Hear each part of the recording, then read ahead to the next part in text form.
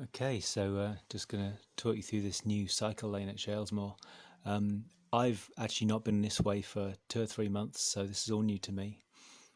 Just coming off the Penistone Road cycle path onto Green Lane there. And what it doesn't show you on that video, actually, they've made this into a 20 now for cars coming off Penistone Road, so that's quite good. Haven't got rid of the cobbles though. I quite like the cobbles. They're a bit of a pain, but hey, mind the pedestrians.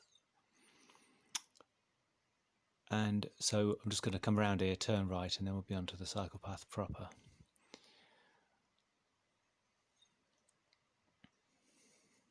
I always used to take quite a sharp left turn here, and this has caught me out because there's cones on the corner, so I tip into my usual angle out of habit, and there you go.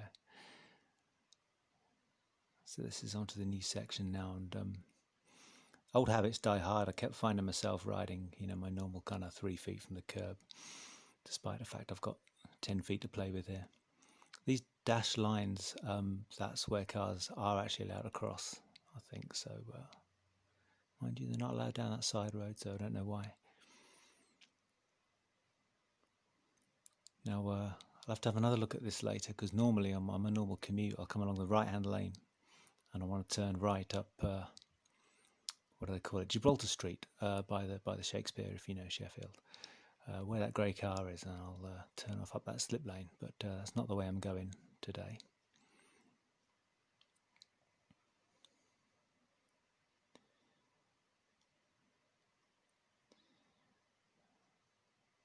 Quite lucky with the light so far. Back into the cycle lane, and yeah, here I am, force a habit, back into the gutter again. I'll get out of that habit eventually. So now what I'm going to do here, I'll get to the end and I'll bear right over towards the Spittle Hill end of things. So I'm not sure how much this junction's changed. I might just have to play it by ear. Watch what that white van's doing. I'm gonna take the middle lane here. I'm not sure what these cars on the left are doing. I think they're all going left. There we go. So what we're just coming up to now is a transition onto an off-road cycle path here. Now that bit that I've just crossed over, that used to be a couple of drop curbs about 6 foot long, which if you were going at any kind of speed at all, you didn't have a prayer of getting up there, basically. So that was one of the failings of a lot of the old cycle paths. I used to think, well, that's great, but how do I get from here to there, kind of thing. So we've obviously addressed that, and it's separate from the pavement, from the pedestrian footway, which is a good thing. As you come around here, you're just going to have to be a bit careful of pedestrians in practice once things get back to normal again. So, yeah. Now this is back onto the old cycle lane as it used to be, sort of 4 or 5 foot wide or whatever they are. So that's just fairly normal for Sheffield, including the slight lack of service in there. And I'm just going to turn off up Spittle Hill and do a bit of a loop around Pittsmoor and come back in.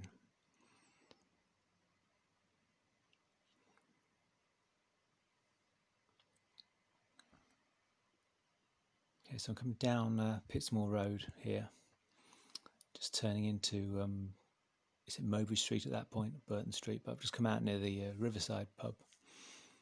Going to head across this junction when the lights have changed. And I'm not actually sure what this junction does. Here we go. I could have spliced that light out, but it's such a faff cutting and splicing. I thought you can wait along with me there. So looking back at this, I'm not sure if I should have been on the red bit you can see there, but I don't know how I would have got from where I was to where that red bit is. And now I can see ahead only arrows. So I don't know how one gets from coming up this bus lane to turning right onto Shalesmoor. Shalesmoor at that point. Or, going back a little bit, what anybody coming from Mowbray Street is supposed to do about going that way on Shalesmoor. I don't know how that works, but there's nothing in my way and I'm not in anybody else's way, so I am just going to sneak around there. I don't know how that junction works. I'm going to have to do some research. So it's not just car drivers that get confused by this.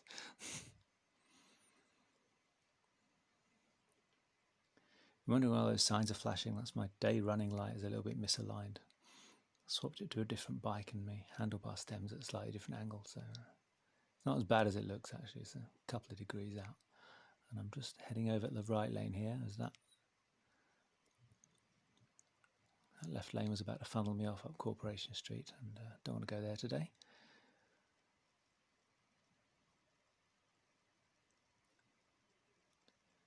So off we go again.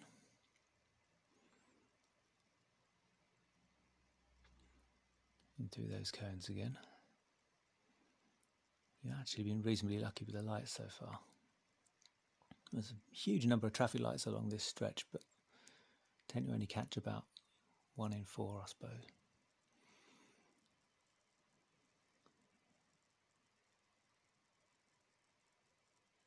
And all these dashed lines, as I say, they're cars can actually cross those in order to get wherever they want to go. I'm not quite sure how that works here because, or maybe that's for the bus stop. Because literally the only place you can go here is a bus stop, and then the cones come back in again to stop you going up Allen Street here. So I think that must just be for the bus actually. Now here's where it gets a bit odd because the this new red top cycle lane you can see just coming up ahead, that diverges away from the curve and heads off to the middle of the lane somewhere.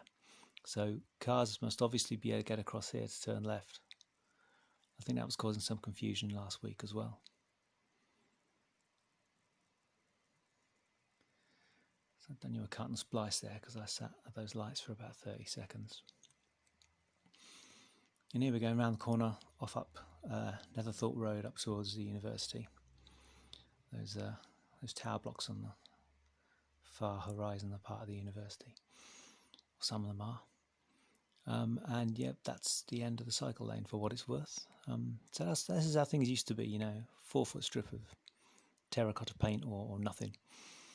I've got to say, I don't like this road. If you've ever cycled up to the top of this road, it's long and it's steep, and you know, you're a better man than me if you can make 10 miles an hour up there.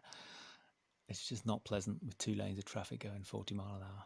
So anyway, I'm not going there today. I'm just going to swing the bike around and loop around through Upperthorpe. I'm going to come in back the way I came basically, but come in along the road this time. So in case you're lost, I'm coming in along Penistone Road, just past Wicks on the left there, heading towards the city centre. And here we go, you can just see the first set of cones here. Just swinging out to let a car behind me go into Green Lane there. Here we go into the cycle lane. And there's the occasional quite large gap you can see there, 2 or 3 car lengths there, just to, I think that must be just to enable cyclists to get out to the right if they want to. That'll rear its head again later, I'll show you. That right turn off Shalesmoor. This is all working okay so far. I've got another red light, unfortunately. You can just see here, I think it's here. Somebody coming the other way on a bike, and I'm not sure where they've come from, how they've got there. That'll be in order to get to that cycle path that I came in on. So it's not all perfect. I think if you're coming out of town, there's still the problem of how you get onto the Penistone Road cycle lane, which is on the left-hand side as you go out. But anyway, back along Shalesmoor here.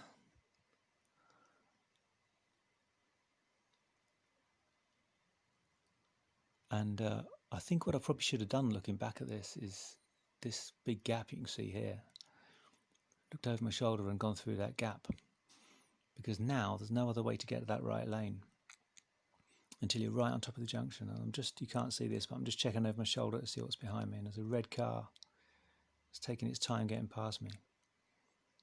So here he comes in a minute. There we go. So that's a bit more awkward than it needed to be, and what I probably should have done was gone through that big gap earlier on. Okay, so I'm just going to swing the bike around here again. One more thing, I mean, I've often seen cyclists get up onto the pavement here, swing sort of behind that phone box and off into that side road. And I can't help thinking that maybe they could have done something with that, just taken those curbs out and just let the cyclists use that side road. Because you can see there's very little there. It's just a few little side roads with old industrial units and stuff in them. Not a lot of traffic down there. Anyway, that's that. I hope you found that informative. Ride safe. See you around.